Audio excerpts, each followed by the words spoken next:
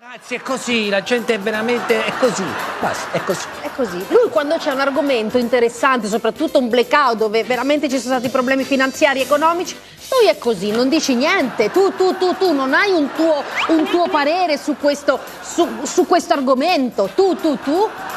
Stiamo a parlare! Parlammo!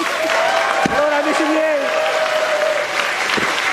con questo blackout veramente non si è capito niente. Si sono viste delle scene incredibili. Vedevi gente che stava male, che non aveva modo di gestire i giga, i download. Gente che entrava ed usciva dal bagno solamente per lo sfizio di scaricare qualcosa. Pensano proprio come siamo combinati. Addirittura ieri mia nipote è uscita dalla stanza sua e ha detto: zio, ho capito che sul telefono ci sta una funzione che non avevo mai usato. Si può telefonare! Famiglie che hanno fatto una cosa incredibile. Hanno parlato per la prima volta a tavola fra di loro. Addirittura un ragazzo si è presentato ad un signore che aveva di fronte e ha detto: ma avete una faccia conosciuta? Ha detto lui: ma sono tuo padre. Ah, ecco dove ti avevo visto. Alla mia comunione. Io ti taggai.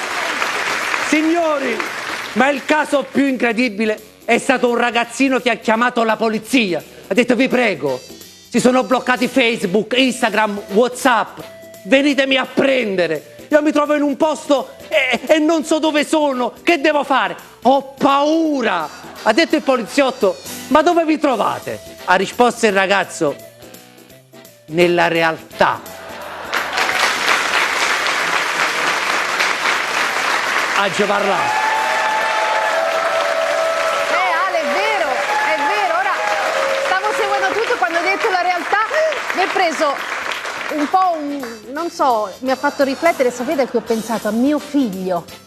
A mio figlio in questo momento ho detto una realtà, ma fra 20 anni o 30 anni che realtà avranno i nostri figli se ora è così, no?